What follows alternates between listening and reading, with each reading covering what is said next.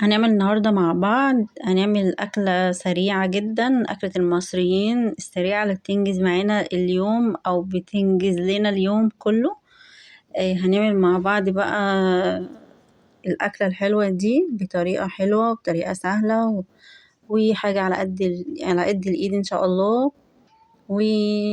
وهنعمل تتبيلة حلوة جديدة إن شاء الله تعجبكم يا رب.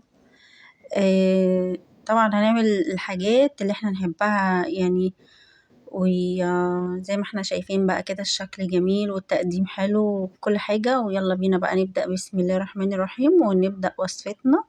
هنجيب هنا معانا حلة هنحط فيها مية لحد بقى طبعا ما تغلي وتبقى بالشكل ده. هنحط عليها شوية من الزيت، يعني ممكن 3-4 معالق زيت. هنحط رشة من الملح، يعني نص معلقة صغيرة. هنحط بقى طبعا نجيب كيس المكرونة ننزل بيه. تمام كده زي الفل. نيجي الناحية التانية في الحلة التانية برضو نحط مكرونة تاني. حطينا في الأول مكرونة قلم وهنا مكرونة صغيرة، يعني على حسب اللي بيحب حاجة يعملها. ونقلب بقى كده عشان ما تكلكعش في بعضها أو ما تمسكش في بعضها وتعجن. لازم تقلبيها تفكيها من بعضها كده. طبعا الزيت ده بيتحط علشان ما تمسكش في بعضها ولا تعجن إن شاء الله. هنضرب القوطة بقى على ما المكرونة بتاعتنا تتسلق. هنضرب القوطة زي ما احنا شايفين كده وهنصفيها. برضو لو فيها قشرة فيها حاجة بحب نصفيها كده ان شاء الله تبقى احسن يعني. شايفين بقى كده يعني انا هقعد اصفي فيها كده اصلا يعني. وبعد كده ايه نحطها بقى على البوتاجاز بالمصفى اللي هي الضيقة دي او بصفاية، او لو عندك. وطبعا القشر اللي بينزل منها اللي احنا هنصفي بقى منه القوطة دي او الطماطم مش هنرميه، هنحطه في طبق تاني وهوريكم هنعمل بيه ايه دلوقتي. اللي هو القشر ده كده مش هرميه طبعا، يعني لازم تستخدمي كل حاجة في الوصفة اللي هتعمليها ان شاء الله. صفيت كده انا بقى القوطة بتاعتي وحطيتها في حلة كده على النار. ننزل بقى بالتوابل عليها، ملح وفلفل اسمر وبابريكا ومكعب من المرقة وكمون. من كل حاجة معلقة كده صغير. ولو عايزة تحطي رشة من السكر كده بس عشان الحموضة بقى والحاجات دي براحتك، تمام مفيش مشكلة زي الفل. نجيب بقى ننزل هنا بالزيت. عايزة تحطي زيت حطي بس، عايزة تحطي زيت وسمنة مفيش مشكلة، اللي حباه واللي يعجبك معاكي ومتوفر معاكي في المطبخ مفيش مشكلة، مش هيقول لأ يعني. هسيبها هنا تاخد غلوة بقى ونيجي بقى نعمل الكلام الكبير بقى اللي هو التتبيلة. معانا هنا ملح وكمون وروزماري وفلفل أسمر وكاري وبابريكا و7 بهارات ونص ليمونة ومكعب ماجي ومعانا بيضة.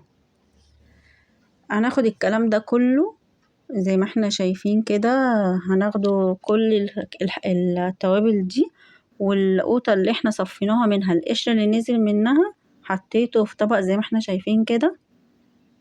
ما رميتهوش طبعا ولا في بصل ولا الكلام دوت في الوصفة يعني. ننزل بالليمونة وننزل بعد كده ببقية التوابل، يعني خلي كل ده يندمج مع بعضه. نقلبه، نقلب بقى كل الكلام ده مع بعضه بعد ما نحط البيضة كده. ومن غير بصل ولا هتحطي بصل، حاجة جديدة والله. والتوابل والكاري في الوصفة هنا تحفة جدا والله، يعني حاجة عظمة يعني جميلة اوي. شايفين زي ما احنا كده شايفين. بصوا بعد ما قلبنا المكونات كلها مع بعض ده الشكل بتاعها حلو قوي. نجيب بقى البانيه وننزل بيه على ايه، على الخلطة بتاعتنا الحلوة دي. ونحطها مثلا ساعة نص ساعة. عايزة تستخدميها في وقتها مفيش مشكلة، بس يعني سيبيها مثلا ربع ساعة 3 ساعة كده ايه تشرب من التتبيلة مع بعضها، يعني ده الأحسن يعني. طبعا احنا غاسلين البانيه ومصفيينه وتمام التمام بالخل بقى ومظبطين الدنيا وكده. شايفين التتبيلة يا جماعة روعة، ريحتها حلوة جدا وشكلها مغري يعني. شايفين حلوة اوي. هنجيب بقى هنا البانيه بعد ما سيبناه شوية نحطه في البقسماط او الفيجيتار. يعني انا بحب احط مثلا كيس من الفيجيتار على البقسماط او الفيجيتار السايب، بيبقى حلو قوي. يا اما ممكن تشتري فيجيتار سايب بس من عند العطار، بيبقى فظيع. انما الفيجيتار اللي هو المغلف ده بيبقى حادق قوي، مع لازم تخلطي عليه حاجة عشان ما يبقاش حادق ويحدقلك البانيه او الفراخ او ايا كان.